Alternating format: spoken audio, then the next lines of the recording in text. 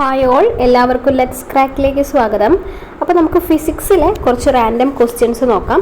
അളവുകളും യൂണിറ്റുകളും എന്ന് പറയുന്ന ടോപ്പിക്കിൽ നിന്നാണ് പ്രധാനമായിട്ടും പോയിന്റുകൾ ഉള്ളത്. അത് കഴിഞ്ഞിട്ട് നമുക്ക് അടുത്ത ടോപ്പിക്ക് ചെയ്യാം കേട്ടോ. അപ്പോൾ കുറച്ച് ക്വസ്റ്റ്യൻസ് ആൻസേഴ്സ് നിങ്ങൾക്ക് ഇവിടെ കാണാം. ഓക്കെ, ബാക്കി അങ്ങോട്ട് ആൻസറുകൾ ഞാൻ ഹൈഡ് ചെയ്ത് വെക്കാം കേട്ടോ. കുറച്ചൊന്ന് ബ്ലറായിട്ടുണ്ട്, കുഴപ്പമില്ല, നമുക്ക് ചെയ്യാം. അപ്പം നീളത്തിൻ്റെ അടിസ്ഥാന യൂണിറ്റ് ഏതാണ്? നീളത്തിൻ്റെ അടിസ്ഥാന യൂണിറ്റ് മീറ്ററാണ്. സൗരയൂഥത്തിലെ ഗ്രഹങ്ങൾക്കിടയിലെ ദൂരം അളക്കാനുള്ള യൂണിറ്റ്, ശ്രദ്ധിക്കുക, ഗ്രഹങ്ങൾക്കിടയിലെ ദൂരം അളക്കാനുള്ള യൂണിറ്റാണ് അസ്ട്രോണമിക്കൽ യൂണിറ്റ് എന്ന് പറയുന്നത്. ഓക്കെ, അതുമാത്രമല്ല, ഭൂമിയിൽ നിന്ന് സൂര്യനിലേക്കുള്ള ശരാശരി ദൂരം അറിയപ്പെടുന്നത് അസ്ട്രോണമിക്കൽ യൂണിറ്റ് എന്നാണ്. AU എന്ന് നമ്മൾ എഴുതാറില്ലേ? അതായത് ഭൂമിയിൽ നിന്ന് സൂര്യനിലേക്കുള്ള ശരാശരി ദൂരം അസ്ട്രോണമിക്കൽ യൂണിറ്റ് എന്നാണ് പറയുന്നത്. സൗരയൂഥത്തിലെ ഗ്രഹങ്ങൾക്കിടയിലെ ദൂരം അളക്കാനുള്ള യൂണിറ്റാണ് അസ്ട്രോണമിക്കൽ യൂണിറ്റ്. ഓക്കെ, നിങ്ങൾക്കിതൊരു ഓഡിയോ ക്ലാസ് ആയിട്ട് ഉപയോഗപ്പെടുത്താം കേട്ടോ. ക്വസ്റ്റ്യൻ ആൻസേഴ്സ് മാത്രമേ പറഞ്ഞു പോകുന്നുള്ളൂ, നിങ്ങൾക്ക് റിവിഷൻ ചെയ്യാൻ എളുപ്പമായിരിക്കും. ഓക്കെ, അടുത്ത ചോദ്യം നോക്കൂ. ഒരു അസ്ട്രോണമിക്കൽ യൂണിറ്റ് ഏകദേശം എത്ര കിലോമീറ്റർ ആണ്? 1 AU എന്ന് പറഞ്ഞു കഴിഞ്ഞാൽ എത്ര കിലോമീറ്റർ ആണെന്നാണ് ക്വസ്റ്റ്യൻ. 15 കോടി കിലോമീറ്റർ ആണ്. 1 AU = 15 കോടി കിലോമീറ്റർ. അടുത്ത ക്വസ്റ്റ്യൻ, ഒരു വർഷം കൊണ്ട് പ്രകാശം സഞ്ചരിക്കുന്ന ദൂരം എങ്ങനെ അറിയപ്പെടുന്നു? ഒരു വർഷം കൊണ്ട് പ്രകാശം സഞ്ചരിക്കുന്ന ദൂരമാണ് ലൈറ്റ് ഇയർ അല്ലെങ്കിൽ പ്രകാശവർഷം എന്ന് അറിയപ്പെടുന്നത്. അടുത്ത ക്വസ്റ്റ്യൻ, ശൂന്യതയിലൂടെയുള്ള പ്രകാശത്തിൻ്റെ സഞ്ചാര വേഗം എത്ര? ശൂന്യതയിൽ പ്രകാശത്തിൻ്റെ വേഗം എത്ര എന്നാണ് ചോദിച്ചത്. സെക്കൻഡിൽ 3 ലക്ഷം കിലോമീറ്റർ. സെക്കൻഡിൽ 3 ലക്ഷം കിലോമീറ്റർ. അടുത്ത ക്വസ്റ്റ്യൻ, നക്ഷത്രങ്ങളിലേക്കുള്ള ദൂരം അളക്കാനുള്ള ഏകകങ്ങൾ ഏവ? എന്താണ് നക്ഷത്രങ്ങളിലേക്കുള്ള ദൂരം അളക്കാനുള്ള ഏകകങ്ങൾ? നേരത്തെ നമ്മൾ എന്താ പഠിച്ചത്? സൗരയൂഥത്തിലെ ഗ്രഹങ്ങൾക്കിടയിൽ ദൂരം അളക്കാനുള്ള യൂണിറ്റ് അസ്ട്രോണമിക്കൽ യൂണിറ്റ്. ഇപ്പം പറഞ്ഞത് എന്താണ്? നക്ഷത്രങ്ങളിലേക്കുള്ള ദൂരം അളക്കാനുള്ള ഏകകങ്ങളാണ് നമ്മളിപ്പോൾ പറഞ്ഞ പ്രകാശവർഷവും പിന്നെ പാർസക്കും വരുന്നുണ്ട്. പാർസക്ക്. ഓക്കെ, ഒരു പാർസക്ക് എന്ന് പറഞ്ഞു കഴിഞ്ഞാൽ എത്ര പ്രകാശവർഷമാണ്? ഒരു പാർസക്ക് എന്ന് അറിയപ്പെടുന്നത് എത്ര പ്രകാശവർഷമാണ്? 3.26 ലൈറ്റ് ഇയർ എന്ന് നമ്മൾ പറയില്ലേ? 3.26 പ്രകാശവർഷം ആണ്. അടുത്തത്, ഒരു മീറ്ററിൻ്റെ 10 ലക്ഷത്തിൽ 1 വരുന്ന അളവ് ഏത്? ഒരു മീറ്ററിൻ്റെ 10 ലക്ഷത്തിൽ 1 വരുന്നത് ഏതളവാണ്? മൈക്രോമീറ്റർ എന്നാണ് പറയാം. മൈക്രോമീറ്റർ. ഒരു മീറ്ററിൻ്റെ 10 ലക്ഷത്തിൽ 1 വരുന്നതിനാണ് മൈക്രോമീറ്റർ എന്ന് നമ്മൾ പറയുന്നത്. അടുത്തത്, ഒരു മീറ്ററിൻ്റെ 100 കോടിയിൽ 1 വരുന്ന അളവാണെങ്കിലോ? അത് നാനോമീറ്റർ ആണ്. 10⁻⁹ എന്ന് നമ്മൾ പറയുന്നില്ലേ? അതാണ് നാനോമീറ്റർ എന്ന് പറയുന്നത്. അടുത്തത്, ഒരു വസ്തുവിൽ അടങ്ങിയിരിക്കുന്ന ദ്രവ്യത്തിൻ്റെ അളവിനെ നമ്മൾ എങ്ങനെ വിളിക്കുന്നു? ഒരു വസ്തുവിൽ അടങ്ങിയിരിക്കുന്ന ദ്രവ്യത്തിൻ്റെ അളവാണ് അതിൻ്റെ മാസ് എന്ന് പറയുന്നത്. മാസിൻ്റെ അടിസ്ഥാന യൂണിറ്റ് എന്താണ്? മാസിൻ്റെ അടിസ്ഥാന യൂണിറ്റ് കിലോഗ്രാം ആണ്. കിലോഗ്രാം. അടുത്തത്, 100 കിലോഗ്രാം വരുന്ന അളവ് എങ്ങനെ അറിയപ്പെടുന്നു? 100 കിലോഗ്രാം വരുന്ന അളവ് എങ്ങനെയാണ് അറിയപ്പെടുന്നത്? കിൻഡൽ എന്നാണ് അറിയപ്പെടുന്നത്. കിൻഡൽ. 100 കിലോഗ്രാം വരുന്ന അളവ് കിൻഡൽ എന്നാണ് അറിയപ്പെടുന്നത്. അടുത്തതാണെങ്കിലോ 1000 കിലോഗ്രാം തൂക്കം ഏത് പേരിൽ അറിയപ്പെടും? ഇതൊക്കെ ഒരു ബോക്സിൽ നിങ്ങൾ കണ്ടിട്ടുണ്ടാവും. അത് വായിക്കാതെ വിട്ടൊരു സാധനമായിരിക്കും ചിലപ്പോൾ. എന്നാലും കുറച്ച് പേർക്ക് ഇതൊക്കെ ബേസിക് ആയിട്ടുള്ള ചില അറിവുകളായിരിക്കും ചിലർക്ക്. 1000 കിലോഗ്രാം തൂക്കം ഏത് പേരിലാണ് അറിയപ്പെടുന്നത്? അതെ, 10 ആണ്. 10. ഓക്കെ, അടുത്തൊരു ക്വസ്റ്റ്യൻ, അന്താരാഷ്ട്ര അളവ് തൂക്ക ബ്യൂറോ സ്ഥിതി ചെയ്യുന്നത് എവിടെയാണ്? ഇതൊക്കെ നമ്മൾ SCERTയിൽ ഒരു വായിച്ചിട്ടുണ്ടാവും. ചിലപ്പോൾ എന്താണ് അത്ര സ്ട്രെസ് ചെയ്ത് കാണില്ല അല്ലേ? അപ്പം അന്താരാഷ്ട്ര അളവ് തൂക്ക ബ്യൂറോ സ്ഥിതി ചെയ്യുന്നത് ഫ്രാൻസിലാണ്. ഫ്രാൻസ്. ഓക്കെ, അടുത്ത ക്വസ്റ്റ്യൻ, മുൻകാലങ്ങളിൽ പ്രയോജനപ്പെടുത്തിയിരുന്ന നിഴൽ ഘടികാരത്തിൻ്റെ ഉപയോഗം എന്തായിരുന്നു? പണ്ട് നമ്മൾ നിഴൽ ഘടികാരം ഉപയോഗപ്പെടുത്തിയിട്ടുണ്ട്. അതിൻ്റെ പ്രയോജനം എന്തായിരുന്നു? സമയനിർണയത്തിന് വേണ്ടിയിട്ടാണ് നിഴൽ ഘടികാരങ്ങൾ ഉപയോഗിച്ചിട്ടുണ്ടായിരുന്നത്. ഇനി അടുത്തൊരു ക്വസ്റ്റ്യൻ, ഇതൊക്കെ SCERTയിൽ ആണ്. നമ്മൾ SCERT ബേസ് ചെയ്തിട്ടുള്ള പോയിന്റ് തന്നെയാണ്. നിങ്ങൾക്ക് പഠിച്ചവരാണെങ്കിൽ മനസ്സിലാവുന്നുണ്ടാവും. ഒരു നട്ടുച്ച മുതൽ അടുത്ത നട്ടുച്ച വരെയുള്ള സമയം എങ്ങനെയാണ് അറിയപ്പെടുന്നത്? ഒരു നട്ടുച്ച മുതൽ അടുത്ത ദിവസത്തെ നട്ടുച്ച വരെയുള്ള സമയമാണ് എന്ത് ഒരു സോളാർ ദിനം എന്നറിയപ്പെടുന്നത്, ഒരു ദിവസം ഒരു സോളാർ ദിനം എന്ന് അറിയപ്പെടുന്നത്. അടുത്ത ക്വസ്റ്റ്യൻ, സമയത്തിൻ്റെ അടിസ്ഥാന യൂണിറ്റ് ഏതാണ്? സമയത്തിൻ്റെ അടിസ്ഥാന യൂണിറ്റ് സെക്കൻഡ് ആണ്. അതെ. അടുത്തത്, പരസ്പര ബന്ധം ഇല്ലാതെ നിലനിൽക്കുന്നതും മറ്റു അളവുകൾ ഉപയോഗിച്ച് പ്രസ്താവിക്കാൻ പറ്റാത്തതുമായ കേവല അളവുകൾ എങ്ങനെയാണ് അറിയപ്പെടുന്നത്? എങ്ങനെയാണ് പരസ്പര ബന്ധമില്ലാതെ നിലനിൽക്കുന്നതും മറ്റു അളവുകൾ ഉപയോഗിച്ച് പ്രസ്താവിക്കാൻ പറ്റാത്തതുമായ കേവല അളവുകളാണ് അടിസ്ഥാന അളവുകൾ എന്ന് അറിയപ്പെടുന്നത്. അടിസ്ഥാന അളവുകളുടെ യൂണിറ്റുകളെ നമുക്ക് എന്ത് പറയാം? അടിസ്ഥാന അളവുകളുടെ യൂണിറ്റുകളെ അടിസ്ഥാന യൂണിറ്റുകൾ എന്ന് പറയാം. മനസ്സിലായല്ലോ? പരസ്പര ബന്ധമില്ലാതെ നിലനിൽക്കുന്നതും മറ്റളവുകൾ ഉപയോഗിച്ച് പ്രസ്താവിക്കാൻ പറ്റാത്തതുമായ കേവല അളവുകളെയാണ് നമ്മൾ അടിസ്ഥാന അളവുകൾ എന്ന് പറയുന്നത്. അടിസ്ഥാന അളവുകളും യൂണിറ്റുകളും ആണല്ലോ പ്രധാനമായിട്ടും നമ്മൾ ഈ ചാപ്റ്ററിൽ പഠിക്കുന്നത്. ആ അടിസ്ഥാന അളവുകളുടെ യൂണിറ്റുകൾ എന്ത് പറയും? അടിസ്ഥാന യൂണിറ്റുകൾ എന്ന് പറയും. ഓക്കെ. ഇനി അടിസ്ഥാന യൂണിറ്റുകളെ ആസ്പദമാക്കിയുള്ള പദ്ധതിയായ യൂണിറ്റുകളുടെ അന്താരാഷ്ട്ര പദ്ധതിയുടെ ചുരുക്കെഴുത്താണ് ചോദിച്ചിരിക്കുന്നത്. അതാണ് SI യൂണിറ്റ് എന്ന് നമ്മൾ പറയുന്നത്. SI unit. ഓക്കെ. അടിസ്ഥാന യൂണിറ്റുകളെ ആസ്പദമാക്കിയുള്ള പദ്ധതിയായ യൂണിറ്റുകളുടെ അന്താരാഷ്ട്ര പദ്ധതിയുടെ ചുരുക്കെഴുത്താണ് SI യൂണിറ്റ് എന്ന് പറയുന്നത്. അടുത്ത ക്വസ്റ്റ്യൻ, വൈദ്യുത പ്രവാഹ തീവ്രത അഥവാ ഇലക്ട്രിക് കറണ്ടിൻ്റെ അടിസ്ഥാന യൂണിറ്റ് എന്താണ്? ഇതൊക്കെ ഒത്തിരി തവണ ചോദിച്ചതാണ്. എന്തായാലും ഒരു യൂണിറ്റ് ചോദിക്കുന്ന ഒരു ക്വസ്റ്റ്യൻ നമുക്ക് എക്സ്പെക്റ്റ് ചെയ്യാം അല്ലേ? അധികവും ചോദിക്കുക, എപ്പോഴും ചോദിക്കാറ് ചാർജിൻ്റെ യൂണിറ്റ് എന്താണ് എന്നാണ്. ഓക്കെ. അപ്പോൾ വൈദ്യുത പ്രവാഹ തീവ്രത ആംപിയർ ആണ്. താപനിലയുടെ അടിസ്ഥാന യൂണിറ്റ് ആണ് ഇത് കെൽവിൻ. താപനിലയുടേത് കെൽവിൻ. അടുത്ത ക്വസ്റ്റ്യൻ മുതൽ ഞാൻ ഹൈഡ് ചെയ്യാം. പദാർത്ഥത്തിൻ്റെ അളവിൻ്റെ SI യൂണിറ്റ്. പദാർത്ഥത്തിൻ്റെ അളവിൻ്റെ SI യൂണിറ്റ് മോൾ ആണ്. മോൾ. അടുത്തത്, പ്രകാശ തീവ്രതയുടെ അടിസ്ഥാന യൂണിറ്റ് ഏതാണ്? പ്രകാശ തീവ്രതയുടെ അടിസ്ഥാന യൂണിറ്റ് കാൻഡില. അടുത്തത് പഠിക്കുന്നത്, അടിസ്ഥാന യൂണിറ്റുകൾ ഉപയോഗിച്ച് പ്രസ്താവിക്കുന്ന യൂണിറ്റുകൾ എങ്ങനെ അറിയപ്പെടുന്നു? അപ്പോൾ അടിസ്ഥാന യൂണിറ്റ് എന്ന് പറഞ്ഞു കഴിഞ്ഞാൽ എന്താണെന്ന് നമ്മൾ കണ്ടു. പരസ്പര ബന്ധമില്ലാതെ നിലനിൽക്കുന്നതും നമുക്ക് മറ്റളവുകൾ ഉപയോഗിച്ച് പ്രസ്താവിക്കാൻ പറ്റാത്തതുമായതാണല്ലോ അടിസ്ഥാന യൂണിറ്റുകൾ. ഈ അടിസ്ഥാന യൂണിറ്റുകൾ ഉപയോഗിച്ച് നമ്മൾ പ്രസ്താവിക്കുന്ന യൂണിറ്റുകളെ നമ്മൾ എങ്ങനെയാ പറയാ? വ്യുൽപ്പന്ന യൂണിറ്റുകൾ എന്ന് പറയും. വ്യുൽപ്പന്ന യൂണിറ്റുകൾ എന്നാണ് പറയുന്നത്. ഓക്കെ. യൂണിറ്റ് വ്യാപ്തം പദാർത്ഥത്തിൻ്റെ മാസിനെ എങ്ങനെ വിളിക്കുന്നു? അടുത്ത ക്വസ്റ്റ്യൻ ആണ്. യൂണിറ്റ് വ്യാപ്തം പദാർത്ഥത്തിൻ്റെ മാസിനെ എങ്ങനെ വിളിക്കുന്നു? സാന്ദ്രത ആണല്ലോ, സാന്ദ്രത. ഓക്കെ. അങ്ങനെയാണെങ്കിൽ കോഴിമുട്ട ഉപ്പുവെള്ളത്തിൽ പൊങ്ങിക്കിടക്കാൻ കാരണം എന്താണ്? സിമ്പിളാണ്. കോഴിമുട്ട ഉപ്പുവെള്ളത്തിൽ പൊങ്ങിക്കിടക്കാനുള്ള കാരണം എന്താ? ഉപ്പുവെള്ളത്തിന് സാന്ദ്രത കൂടുതൽ ആയതിനാൽ. ഉപ്പുവെള്ളത്തിന് സാന്ദ്രത കൂടുതലായതിനാൽ. ഓക്കെ. പണ്ട് എപ്പോഴും ശാസ്ത്രമേളയിൽ ഉണ്ടാവുന്ന ഒരു പരീക്ഷണമായിരുന്നല്ലേ ഇത്. അടുത്ത ക്വസ്റ്റ്യൻ, പൊട്ടൻഷ്യൽ വ്യത്യാസത്തിൻ്റെ യൂണിറ്റ് ഏതാണ്? പൊട്ടൻഷ്യൽ വ്യത്യാസത്തിൻ്റെ യൂണിറ്റ് വോൾട്ട് ആണ്. വോൾട്ട്. ഓക്കെ. ഇനി മർദ്ദത്തിൻ്റെ യൂണിറ്റ് ഇവിടെ വന്നുപോയി.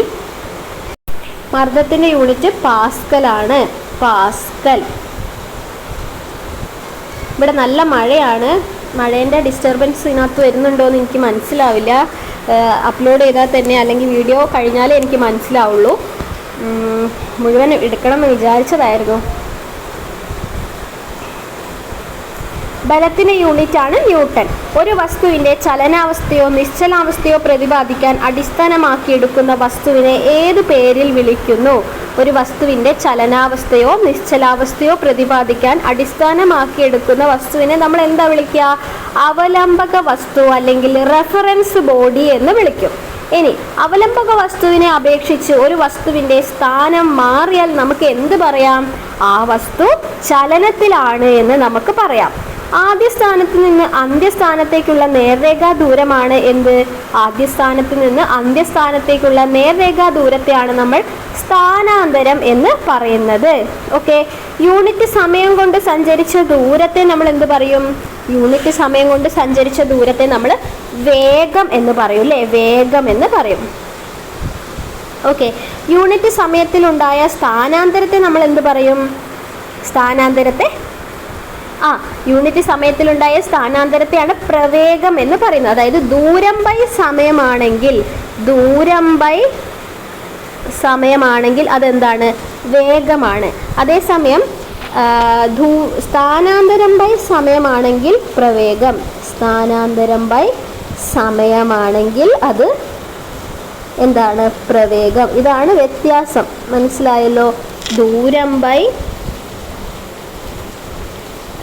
സമയമാണെങ്കിൽ വേഗം. ഓക്കെ, സ്ഥാനാന്തരം ബൈ സമയമാണെങ്കിൽ പ്രവേഗം.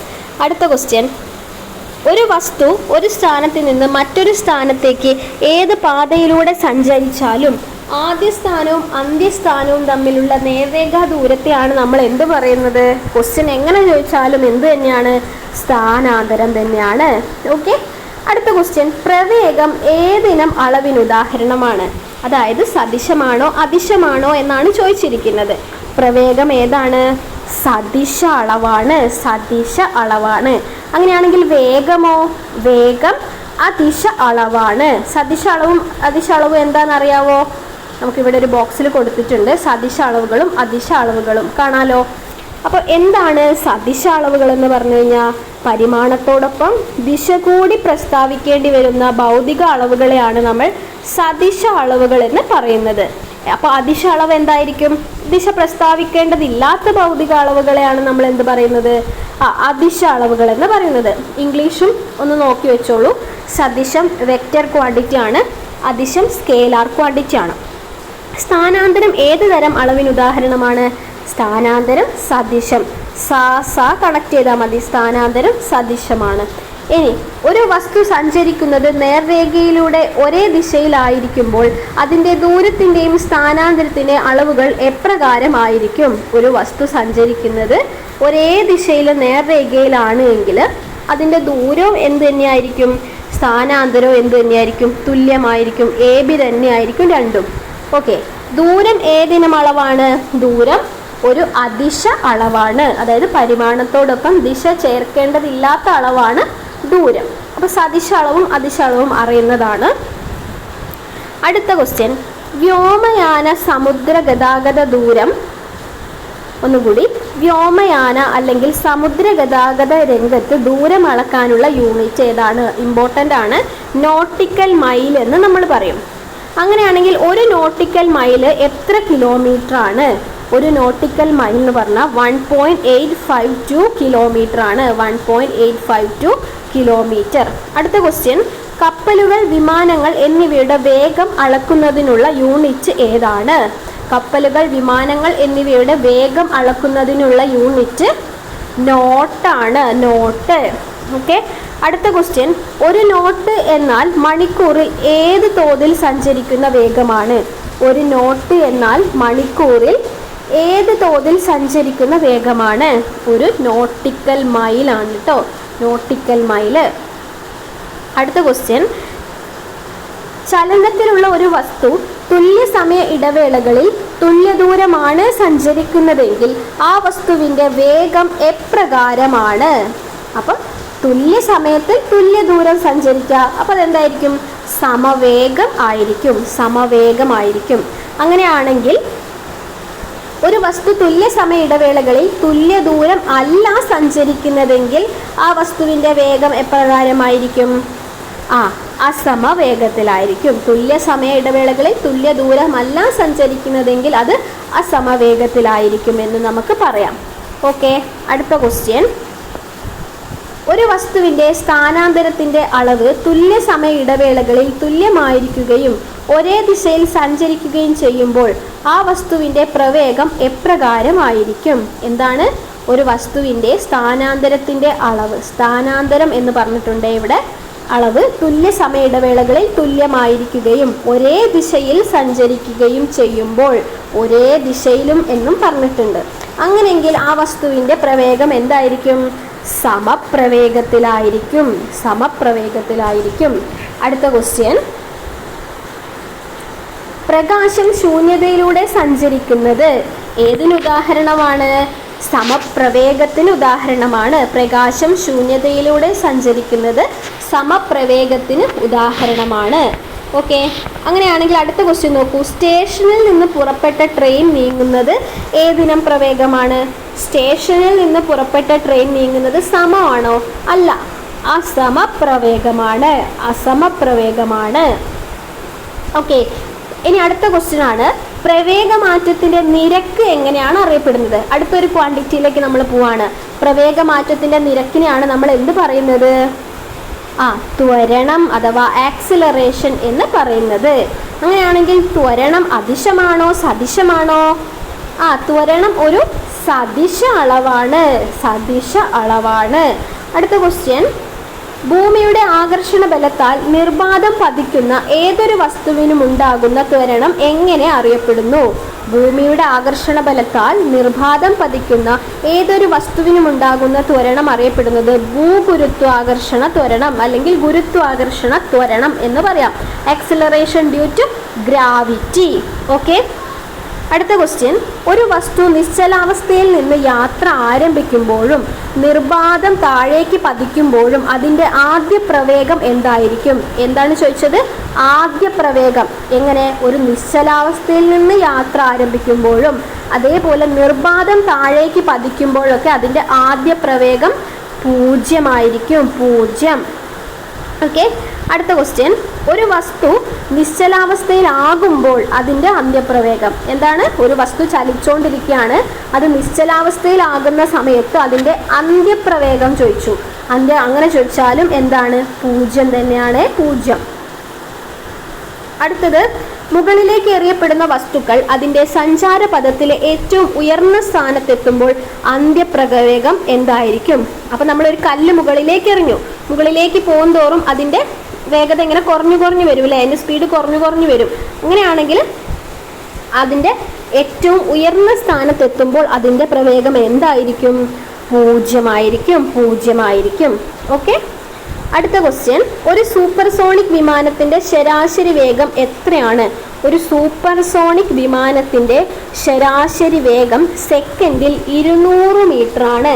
സെക്കൻഡിൽ 200 മീറ്റർ ആണ്. ഓക്കെ, അടുത്ത ക്വസ്റ്റ്യൻ, മനുഷ്യരും മറ്റ് ജീവികളും പ്രവൃത്തി ചെയ്യാൻ ഉപയോഗിക്കുന്ന ബലം ഏതാണ്? മനുഷ്യരും മറ്റ് ജീവികളും പ്രവൃത്തി ചെയ്യാൻ ഉപയോഗിക്കുന്ന ബലം പേശീബലമാണ്. പേശീബലം. ലാസ്റ്റ് ക്വസ്റ്റ്യൻ, മുടിയിലുരസിയ പ്ലാസ്റ്റിക് പേനയ്ക്ക് ചെറിയ കടലാസു കഷ്ണങ്ങളെ ആകർഷിക്കാൻ കഴിയുന്നത് ഏത് ബലം മൂലമാണ്? സ്ഥിത വൈദ്യുത ബലം അല്ലെങ്കിൽ ഇലക്ട്രോസ്റ്റാറ്റിക് ഫോഴ്സ് എന്ന് നമുക്ക് പറയാം. നമ്മൾ ചെയ്തിട്ടുണ്ടാവുമല്ലോ, സ്കെയിൽ തലമുടിയിൽ ഇങ്ങനെ ഉരസി കഴിഞ്ഞാൽ കുറച്ച് പേപ്പർ കഷ്ണങ്ങളൊക്കെ ഡെസ്കിൽ ഇങ്ങനെ പിച്ചി ചീന്തിയിട്ടിട്ട് അതിനടുത്തേക്ക് ഈ സ്കെയിൽ കൊണ്ടുപോകുമ്പോൾ ആ പേപ്പർ കഷ്ണങ്ങൾ സ്കെയിലിലേക്ക് അട്രാക്ട് ചെയ്യുന്നത് നമ്മൾ കണ്ടിട്ടില്ലേ? അതിനർത്ഥം എന്താണ്? അതിന് കാരണം സ്ഥിത വൈദ്യുത ബലമാണ് അല്ലേ? ഇലക്ട്രോസ്റ്റാറ്റിക് ഫോഴ്സ് എന്ന് നമുക്ക് പറയാം. അപ്പോൾ ഇത്രയും ക്വസ്റ്റ്യൻസ് ആണ് തുടക്കത്തിലുള്ളത്. ഞാൻ കുറച്ച് സ്പീഡിൽ വായിച്ചതാണ്. നല്ല മഴ പെയ്യുന്നുണ്ട്, അതുകൊണ്ട് സൗണ്ട് ഭയങ്കര ഡിസ്റ്റർബൻസ് ആയിരിക്കും. എനിക്കിത് വീഡിയോ സ്റ്റോപ്പാക്കി കഴിഞ്ഞാൽ തന്നെ അറിയുള്ളൂ ഇതിൻ്റെ എഫക്റ്റ് എന്താണെന്നുള്ളത്. നമുക്ക് അടുത്തത് ചലനമാണ് നോക്കാനുള്ളത്. ചലനത്തിൽ നിന്നും എല്ലാം SCERT പോയിന്റുകൾ തന്നെയാണ് കേട്ടോ. നമ്മൾ SCERT വായിച്ച ഒരാൾക്ക് മനസ്സിലാവും. അധികവും നമ്മളെ ടെക്സ്റ്റിൽ പറഞ്ഞിട്ടുള്ള പോയിന്റുകൾ തന്നെ അതേപോലെ കൊടുത്തിട്ടുണ്ട്. അപ്പോൾ ഇത് ഭയങ്കര യൂസ്ഫുൾ ആയിട്ടുണ്ടാവും എന്ന് ഞാൻ വിചാരിക്കുന്നു. നമുക്ക് ഓരോ ടോപ്പിക്കുകൾ നോക്കാം, സമയം പോലെ ചെയ്യാം. എല്ലാവരുടെയും പഠനം എന്തായി? എൻ്റെ പഠനം ഇനി നമുക്ക് എത്ര ദിവസമുണ്ട്? ഇനി നമുക്ക് ചുരുക്കി പറഞ്ഞാൽ ഒരു 2 ആഴ്ച സമയമേ ഉള്ളൂ. ആ 2 ആഴ്ചയിൽ എഫക്റ്റീവായിട്ട് പഠിച്ച കാര്യങ്ങളൊക്കെ ഒന്നും കൂടി റിവൈസ് ചെയ്ത് നോക്കുക. മാത്സും ഇംഗ്ലീഷും ഒക്കെ ഒന്ന് വർക്കൗട്ട് ചെയ്ത് നോക്കുക, പ്രാക്ടീസ് ചെയ്യുക.